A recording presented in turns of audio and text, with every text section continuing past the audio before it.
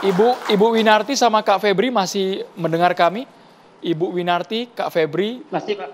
Tadi dari Mas Reza mengusulkan kalau seandainya ada pilihan restoratif justice atau menyelesaikan masalah antara ibu, antara Kak Febri dengan keluarga korban, mungkin ada ganti rugi, ada kesepakatan musyawarah tanpa harus dihukum pidana, gimana itu Kak Febri? Ya kami seundang-undangannya aja Pak. Kami istilahnya nggak terima. Ibarat kayak gitu kan. Ibu Winarti?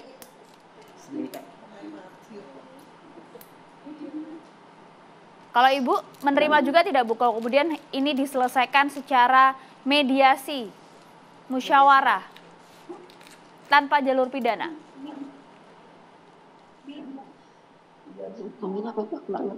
Baik, Kak Febri mungkin bisa bantu? Kak Febri mungkin bisa membantu, Kak?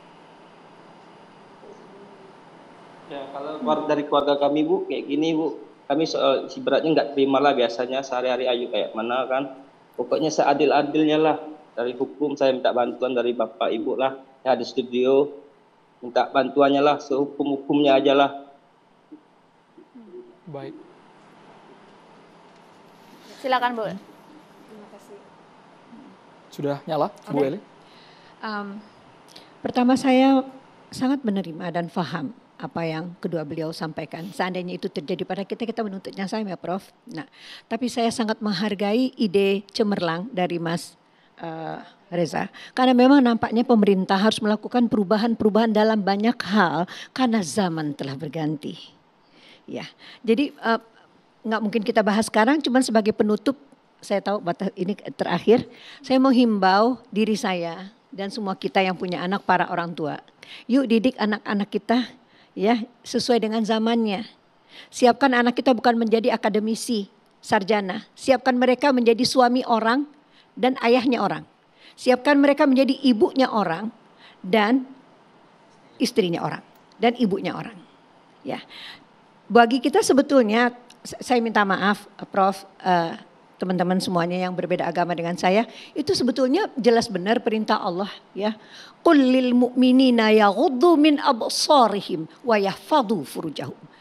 Allah mengatakan tahan pandanganmu, jaga kemaluanmu. Riset menunjukkan apabila pandangan tidak ditahan, kemaluan tidak bisa dikendalikan.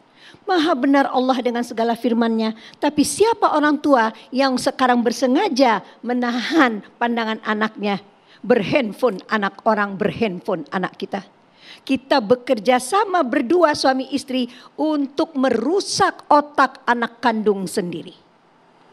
Selama ini kalau pemerintah, Kementerian Pemberdayaan Perempuan, Pendidikan, Kesehatan tidak memperhatikan untuk melakukan pendidikan ulang terhadap orang tua. Ya, dan kita semua hanya mengutamakan anak kita untuk menjadi sarjana. Bagaimana mereka mengasuh cucu-cucu kita? Di tengah era digital begini, yang bisnis pornografi memang tadi udah kita jelaskan, menargetkan anak-anak kita dengan budaya sexpectation, seks yang di-expect, ya, dan mengharapkan akhirnya ujungnya adalah anak kita menderita racun erotis, erototoksin. Marilah kita kembali untuk melihat ke diri kita masing-masing untuk tidak menunjuk kepada orang lain, karena pada saat saya menunjuk Mbak Lita, tangan saya ke Mbak Lita 1, 4 ke saya. Selamat berjuang ayah bunda. Ya. Mbak Lita silakan. Ya, saya sih dari pembicaraan hari ini, malam ini, nggak adil rasanya kalau keluarga yang terus disalahkan. Ya, sebetulnya banyak sekali faktor-faktor yang membuat anak menjadi tanda kutip brutal dan sebagainya. Itu faktor lingkungan. Bagaimana faktor lingkungan itu mendera anak ini, mencengkram anak ini, bagaimana dia berkomunitasnya siapa, memilih siapa temannya. Itu yang menjadi acuannya gitu loh. Kenapa sih anak ini menjadi salah pergaulan. Nah itu sih, kalau menurut saya hanya sedikit itu saja. Karena kasihan ya semua keluarga, memang betul kembali kepada keluarga. Bagaimanapun juga keluarga adalah cikal bakal pembentukan karakter bagi si anak. Ya. Bagaimana si anak ini bisa muncul ke dalam dunia sosial, itu harus dikuatkan oleh keluarga, yaitu ayah dan bundanya. Gitu. Sekarang kalau ayah bundanya tidak sama sekali bertanggung jawab dalam tanda kutip mendidik moralitasnya secara baik dan benar, yaitu dari sisi agamanya, sex educationnya dan sebagainya, itu yang harus dipertanyakan. Jadi kembali lagi, mengenai hukuman saya setuju kalau bapaknya pun harus dilibatkan. Setuju nggak adik-adik? Bapaknya harus dihukum. Harus dihukum, betul. Harus dihukum. Karena bagaimanapun juga keluarga itu terdiri dari ayah dan ibu. Nah, jadi sebagai tulang punggung keluarga dan sebagai imam di dalam keluarga adalah ayah, maka ayah harus bertanggung jawab terhadap anaknya. Setuju ya? Terima kasih. Bagaimana? Ayah Silakan, ke Bu. rumahnya. Jadikan ayah baru jadi pekerja. Oke, bagi saya kembali lagi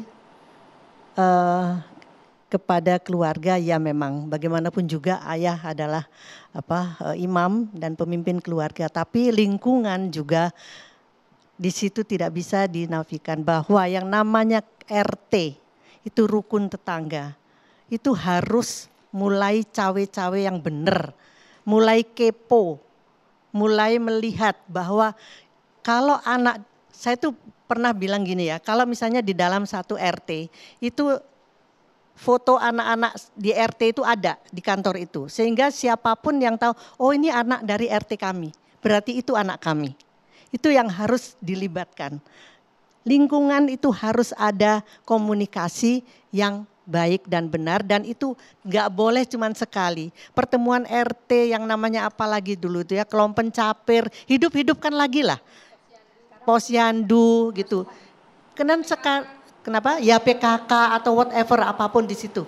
Karena itulah yang sebetulnya safety belt dari kita. Makin banyak kita bertetangga kemudian kita ngobrol dan juga satu melatih anak-anak kita. Tanpa latihan nggak mungkin. Masalahnya Ibu, ada orang tua yang malah melindungi anaknya. Padahal kita sudah ngaduin, ini anak Ibu bandel, sudah mengarah ke aksi pornografi, bagian video porno. Orang tuanya ngelindungin, nggak percaya. Ya karena Membela begini, sang anak, karena tidak pernah ada sebuah pergaulan yang saya sebutkan tadi. Lah kalau pertama-tama misalnya satu kali ketemu terus dia bilang anak ibu salah, ya marah lah gitu loh. Tapi kalau ini RT ini sudah terbiasa dengan komunikasi, ayo kali ini kita bicara tentang anak, ayo besok kita bicara tentang apa, tentang masakan misalnya. Itu dibiasakan lagi lah. Kan kita itu jiwa gotong royongnya tinggi sebetulnya ya. Tanpa itu kita nggak mungkin, kita itu bukan orang Jepang, bukan orang Cina, bukan, kita orang Indonesia dengan kultur Indonesia.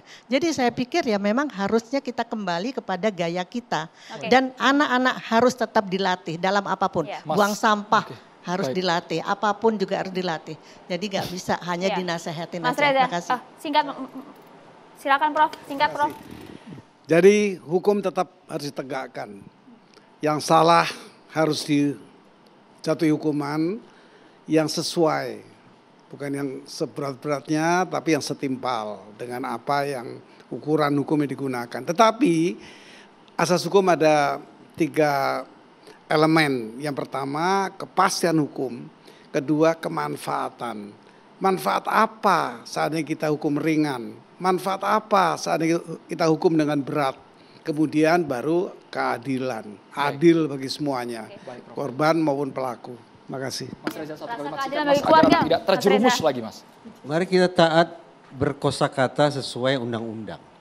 Di dalam undang-undang perlindungan anak ketika kita bicara pengasuhan, kata penghubung yang dipakai adalah dan, bukan atau. Itu artinya tanggung jawab pengasuhan, termasuk siapa gerangan yang harus dihukum ketika terjadi kegagalan pengasuhan, bukan ayah, melainkan ayah dan ibu. Clear sudah, jangan berbicara mana duluan mana telur, mana ayam. Tapi ayah, ibu sama-sama bertanggung jawab. Kalau memang ingin dipenjara, dua-duanya masuk penjara. Terima kasih Bapak Ibu sudah di Ikatan Demokrasi. Sekali kami turut berduka Ibu Terima Inarti kasih banyak dan juga keluarga korban. Kak Febri. Terima kasih Bu Lita, terima kasih Bu Eli, Prof Gayus terima kasih, Bu Rustin terima kasih, Mas Reza juga terima kasih banyak sudah mendiskusikan di Catatan Demokrasi malam hari ini. Saya Maria Segafab. Dan saya Andro Merkuri. Terima kasih teman-teman mahasiswa dari UIN. Sampai jumpa selamat malam.